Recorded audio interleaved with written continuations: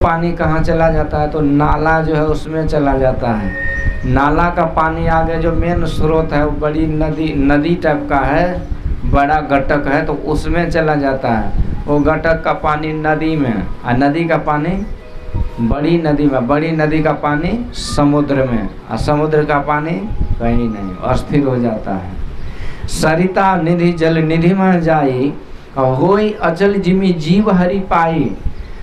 तुलसीदास जी महाराज कहते हैं जैसे नदी नाले का पानी जल निधि अर्थात समुद्र में चला जाता है तो अस्थिर हो जाता है, अचल हो जाता है, उसी तरह यह जीव अचल और स्थिर हो जाता है। कब? जब ये उस पीव परमात्मा से मिल जाता है तब। तो अच्छा बोलिए वहाँ जा कर के पानी स्थिर कैसे हो गया? इसलिए स्थिर हो गया क्योंकि पानी वहीं से आया था। अब कहिए कैसे आया? तो अब देखिए गर्मी महीना है तो गर्मी में वाष्प बनता है। आप कपड़ा भिंगा करके फैला दीजिए, वो सूख जाता है। पानी कपड़ा में था, उड़ते हुए हमने देखा क्या? वाष्प बन के उड़ जाता है। यदि आदमी पानी नहीं पिए तो आदमी का शरीर भी सूख जाए।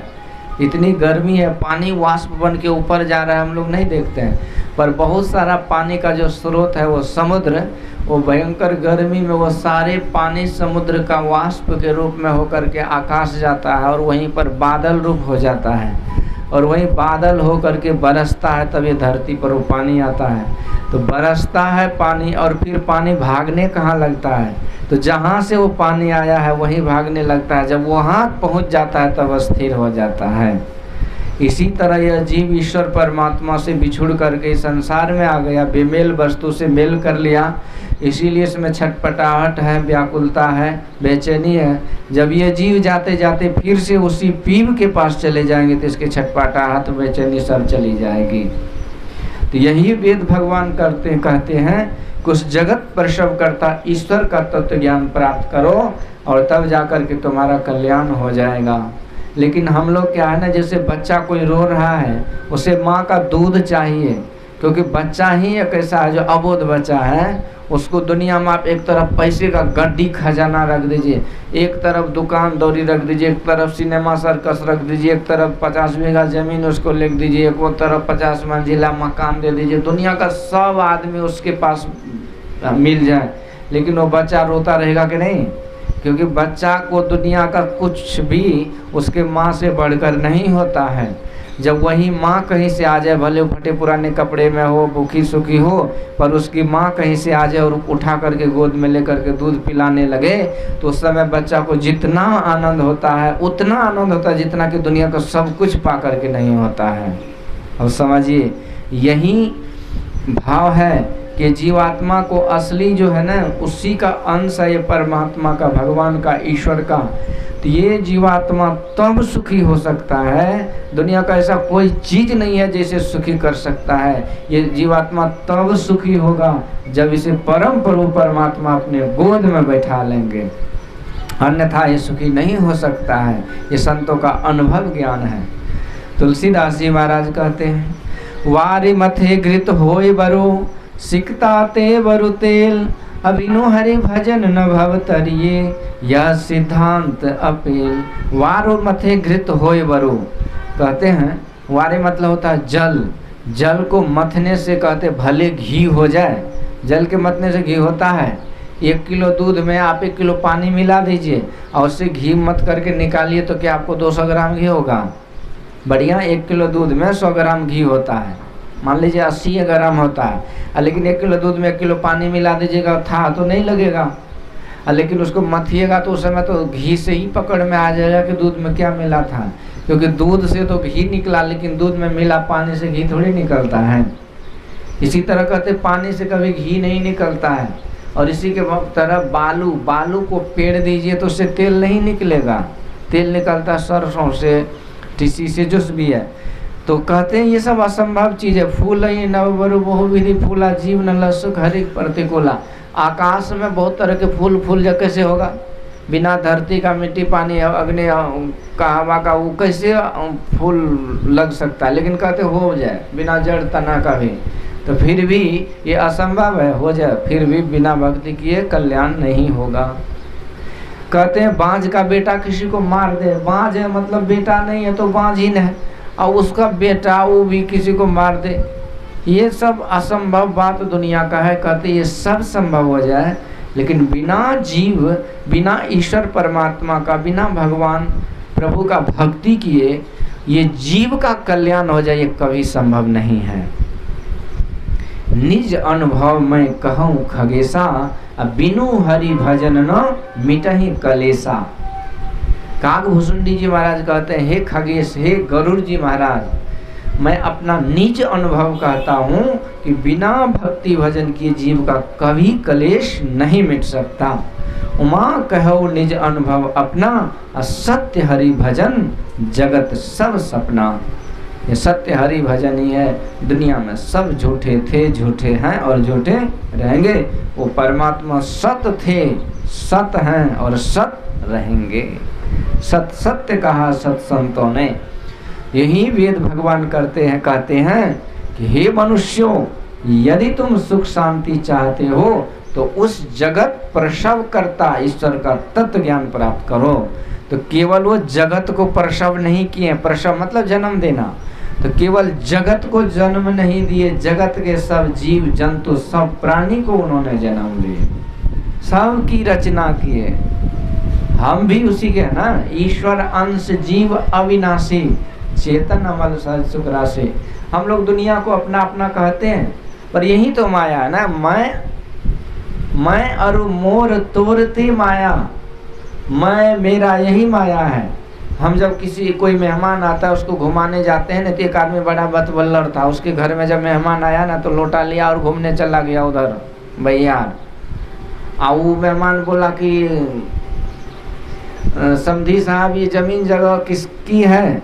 तो बोला सभी जितना भी प्लॉट देख रहे ना सब अपने हैं, जो है ना जितना घर द्वार सब अपना दियादे हैं, मतलब अपना परिवार का है सब कुछ, ये दुकान उकान सब अपने अपने हैं सब कुछ। खूब बड़ा किया, घर में गया तो घर में कोई व्यवस्था नहीं। तब उसको समझ में आ गई कि केवल डींग दे रहा था, इसका अपना यहाँ कुछ था नहीं ज़्यादा। इसी तरह हम लोग दुनिया में सब कुछ को देख करके दावा करते ये मेरा है। आप किसी से यदि परिचय पात्र करिए ना तो जुड़ते जुड़ते लगता है कि वो जुड़ गया, अपना रिश्तेदार ही हो गया, किसी न किसी तरह से हम एक दूसरे से जुड़े हैं। परंतु ये शरीर का संबंध है, जब शरीर ही मेरा नहीं है तो शरीर संबंधी संसार का आदमी वस्तु व्यक्ति कैसे अपना हो सकता है? हम शरीर है क्या? हम शरीर में रहने वाले आत्मा है। तो शरीर क्या है? तो हाड़ जाम का पुतली है। ये शरीर है क्या आत्मा के लिए? तो आत्मा के लिए शरीर उसी तरह जैसे हम शरीर के लिए मकान दुकान ईटा गिट्टी का घर है, तो इसी तरह आत्मा के लिए शरीर भी घर है। इसी घर में हम रहते हैं और घर को ही हम अपना तो समझना अलग बात है, पर घर ही हम हैं वो समझ लिए। जैसे कपड़ा पहनते पर कपड़ा तो हम नहीं है ना, लेकिन हम समझ लिए कि कपड़े हम हैं। इसी तरह शरीर को हम समझ लिए और शरीर को ही बढ़िया बढ़िया खिलाओ पिलाओ नहलाओ कपड़ा लता दो, और सारा व्यवस्था सारी व्यवस्था जो हम जीवन में करते हैं सब शरीर के लिए करते हैं, आत्मा के लिए थोड़ी करते हैं। ये आत्मा तो बेचारा दुखी ही रहता है। हम भोजन करते तो आत्मा खाता है कि शरीर खाता है? यदि आत्मा भोजन करे तो एक एक आदमी का पेट भरा रहता है, टेंशन में क्यों रहता है? हम रुपया लेते हैं तो आत्मा के लिए लेते हैं कि शरीर के लिए लेते हैं? यदि रुपया आत्मा के लिए यदि ले तो एक एक आदमी अरबपति आदमी टेंशन में क्यों रहता है? इसका मतलब शरीर के लिए है, शरीर की इच्छाओं की पूर्ति के लिए। इसी तरह ओढ़ावा पहनावा जो कुछ भी है ये शरीर के लिए आत्मा के लिए नहीं है। और यदि ये होता तो आप रामायण पढ़िए, गीता भागवत महापुराण पढ़िए, कई पुराण है ना, 18 पुराण है, बड़े बड़े शास्त्र हैं। महाभारत की कथा को पढ़िए, उसमें आपको सुनने को मिलेगा कि बड़े से बड़े राजाओं के भी राजा चक्रवर्ती सम्राट, वो भी राजपाट को त्याग करके चौथे पन में कहाँ चले गए? जंगल को चले गए। राजा के पास क्या कमी रहती है? हम लोग 10-20 हज़ार कमाते हैं, 50 हज़ार कमाते हैं, 5 बीघा जमीन है, 2-4 करोड़ रुपया होगा तो बहुत होगा, तो 2-4 गाड़ी होगी और क्या होगी, 2-4 परिवार होंगे। पर एक राजा के पास कितना होता है? आप देखिए अभी भी राजस्थान में जहाँ तहाँ जो राजा महाराजाओं का गढ़ था, किला था, उसको जाके दर्शन कीजिए। कैसा आलीशान बड़ा बड़ा भवन, जितना बड़ा हम लोग का मकान है उतना बड़ा उसका एक गेट का एक ही खंभा है वो राजाओं पे। जितना मोटा हम लोग का घर है उतना मोटा दीवार है, कितना बड़ा बड़ा वो गढ़ राजाओं का। हवा महल देखिए जोधपुर में, वहाँ राजस्थान में। ये राजा, एक एक राजा का इतना सुख सुविधा था। पर वही राजा महाराजा इतिहास में, रामायण में, भागवत में लिखा हुआ है कि चौथे पन में वो राजा महाराजा भी राजपाट, परिवार, पत्नी, रानी, पटरानी सबको छोड़ करके घनघोर जंगल चले जाते थे तपस्या करने। इतना कुछ था, फिर जंगल किस लिए चले गए? रानी महारानी, दास दासियां, खाना पीना, घूमना। आखिर जंगल क्यों चले गए? मरते सुख में सुख भोग करते करते मर जाते आनंद से? नहीं नहीं नहीं, वो भ्रम था कि राजा, हम राजकुमार हैं, राजा के बेटा हैं, राजगद्दी पर बैठेंगे, ऐशो आराम करेंगे, दुनिया में जय जयकार होगा और मेरा जीवन एकदम खुशहाल होगा। जब चौथापन आ गया और कहीं से कोई सुख शांति तो हो रही थी लेकिन तृप्ति नहीं हो रही थी, तब लगा कि ममता तो न गई मेरे मन से। ये चौथापन आ गया और आज तक विषय भोग को हमने नहीं भोगा, विषय भोग ने ही हमको भोग लिया। आँख से अभी तक देखते रहे और आँख देखना नकाम कर दिया, आँख काम करना छोड़ दिया, लेकिन मन में देखने की तृष्णा नहीं मिटी। कान से हम सुनते रहे, कान काम करना बंद कर दिया, हेडफोन खत्म। अब कितने आदमी बहिर हो जाते, लेकिन सुनने की खूब इच्छा है। खाते खाते हमने कितने भोजन खा लिए, लीवर भोजन पचाना बंद कर दिया, लेकिन खाने की इच्छा जगी हुई है। तो ये सब जो भोग है ना, इसको ग्रहण करते करते ये शरीर काम करना छोड़ दिया, लेकिन भोग ग्रहण करने की इच्छा और बढ़ती चली गई। मतलब बूझे न काम अगिन तुलसी, विषय भोग भोगीते, मन पछते है अवसर बीते। जैसे अग्नि है ना, अग्नि प्रज्वलित हो रही है, अग्नि जब, उसमें आप जो है ना अग्नि को बुझाने के लिए उसमें घी डालते जाइए कि भाई बुझ जाएगा, तो अग्नि बुझ जाएगी क्या? घी से कभी नहीं बुझ सकती। इसी तरह से संसार की जो कामना है, चाहना है, जो पा करके हम सुखी होना चाहते हैं, तो जितना मिलता है उतना ही कामना बढ़ते ही चला जाता है। सत्संग होता रहता है, यहाँ बहुत सत्संगी लोग हैं। आप लोग सुनते होंगे राजा ययाति की कथा। महाराज ययाति के वंश में ही भगवान हुए थे। ययाति का ही बड़ा बेटा था यदु, और उसी यदु वंश में भगवान कृष्ण हुए। तो देखिए, यदु वंश में भगवान कृष्ण हुए तो लोगों को गौरव होता है कि हम यादव हैं। अच्छा बोलिए, भगवान से बड़ा यदु है कि यदु से बड़ा भगवान है? कौन है बड़ा? भगवान बड़े हुए ना। तो भगवान जब यदु वंश में आए तो हम लोग कहते हैं कि हम यादव हैं, क्योंकि भगवान आए तो इसलिए वो वंश पवित्र हुआ। लेकिन हम तो भगवान के वंश है ना, तो भगवान के वंश है, तो भगवान तो उसके वंश में आने से पहले भी भगवान थे, तो उसका क्या वंश था? भगवान का कोई वंश नहीं है। इसीलिए हम लोग को जाति में नहीं पढ़ना चाहिए, जाति जहर है समाज के लिए। हम भगवान के संतान हैं, वैष्णव है, यही जाति है। तो इसलिए तो मैं यहाँ कह रहा था कि राजा ययाति को 2 पत्नियां थी। एक राजा, उनके जो गुरु थे ना बृहस्पति, उनकी बेटी, उसकी बेटी राजा विश्वपर्वा की बेटी शर्मिष्ठा, और एक उनके जो गुरुजी थे उनकी बेटी थी देवयानी। तो गुरुजी की जो बेटी थी ना, उससे राजा ययाति की शादी हो गई, और राजा विश्वपर्वा की बेटी शर्मिष्ठा उसकी सेविका, मतलब दासी बन के गई। इस तरह से दोनों पत्नी ही समझिए। तो राजा ययाति को 2 पत्नियों से 5 संतानें हुए। बड़े का नाम यदु था और सबसे जो छोटा था ना उसका नाम पुरु था। ये बात हुई। आगे चल करके जो गुरुजी की पुत्री थी देवयानी, उसे बड़ा क्रोध हुआ कि हमारे दासी से भी इनको बच्चा हो गया। तो अपने पिता के पास चली गई और पिता के पास जाके रोने धोने लगी। तो उनके पिता ने आकर के इस राजा ययाति को श्राप दे दिया कि जाओ तुम वृद्धावस्था को प्राप्त हो जाओ। अब बेचारा ये ययाति वृद्ध हो गए। अब वृद्ध हो गए तो पत्नी है, परिवार है, तो रोने लगे, हम तो कोई सुख भोग नहीं सकते। तो गिड़गिड़ाने लगे महाराज बृहस्पति जी के पास। तो देवगुरु बृहस्पति ने कहा ठीक है, तो ये जो है ना नहीं, शुक्राचार्य जी के पास गिड़गिड़ाने लगे। शुक्राचार्य की बेटी देवयानी है, गिड़गिड़ाने लगे तो शुक्राचार्य कहते जाओ तुम्हें जवानी तो मिल जाएगी, लेकिन कोई देगा तब मिलेगी। यानी कोई यदि बोल दे कि मैं दे रहा हूँ तो तुम्हें जवानी आ जाएगी। इस तरह से हुआ।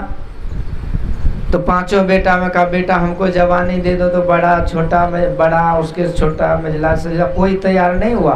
लेकिन सबसे छोटा बेटा जो था ना पुरु, वो तैयार हो गया और अपने पितृ भक्त था, उन्होंने पिताजी को अपनी जवानी दे दी, खुद वृद्ध हो गए। और राजा जाति उस जवानी को पाकर के 10,000 साल तक विषय भोग किया। कितने? 10,000 साल। इसके बाद देखा कि भाई 1 2 दिन 4 दिन कौन के 10 हजार साल जिस विषय भोग को मैंने भोग किया, आज भी मन तृप्त नहीं हुआ, आज भी उसी तरह से भूखे हैं जैसे पहले दिन थे। तब वो महाराज याति ने लिखा, कहा कि दुनिया का सब भोग सामग्री एक पुरुष को मिल जाए ना, फिर भी इसका मन कभी तृप्त नहीं हो सकता। और इतना कह के बेटा को जवानी लौटा करके संन्यास धारण करके जंगल चले गए तप करने के लिए। मेरा कहने का विषय है कि जीवात्मा को दुनिया का ऐसा कोई चीज नहीं है जो इसे सुखी कर सकता है, सुख दे सकता है।